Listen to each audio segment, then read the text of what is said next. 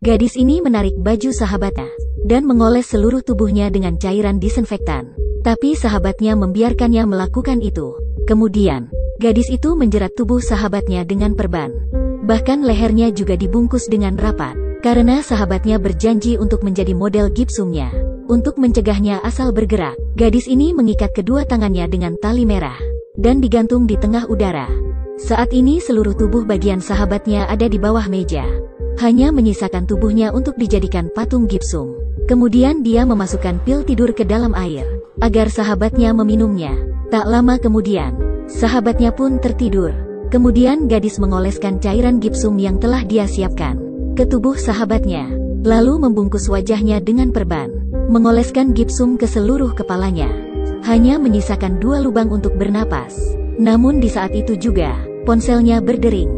Gadis itu menjawab telepon dan berjalan keluar, meninggalkan sahabatnya yang pingsan di dalam kelas.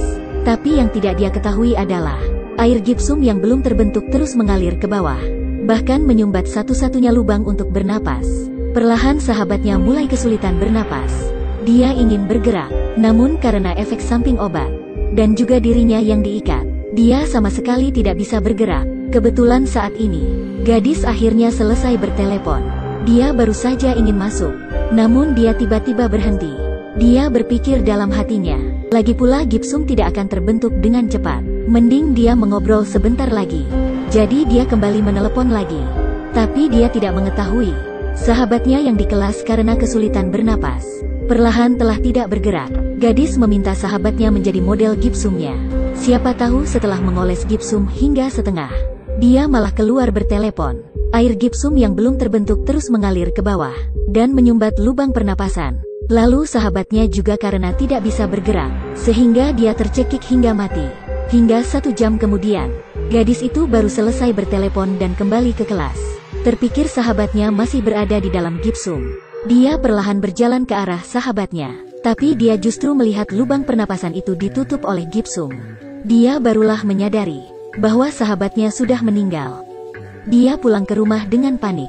Dia tidak melaporkan pada polisi, dan juga tidak banyak mengumbar. Awalnya dia berpikir hari-hari selanjutnya akan dilewati dengan aman. Siapa tahu setelah hari itu, dia mengalami mimpi buruk setiap malam. Di dalam mimpi, selalu ada monster gipsum yang mengejarnya, bahkan juga membunuh semua kerabat dan temannya. Setelah mimpi buruk berkali-kali, gadis itu sangat stres. Dia terus meminta maaf pada patung gipsum sahabatnya. Tiba-tiba, dia melihat sahabatnya muncul di belakangnya dan memeluk dirinya dengan erat. Sahabatnya berkata, "Kamu harus hidup dengan baik. Aku tidak menyalahkanmu." Kemudian dia pun menghilang. Akhirnya, gadis itu meletakkan simpul di hatinya dan memulai kehidupan baru di sekolah. Karena sebuah kecerobohan, gadis itu membunuh sahabatnya.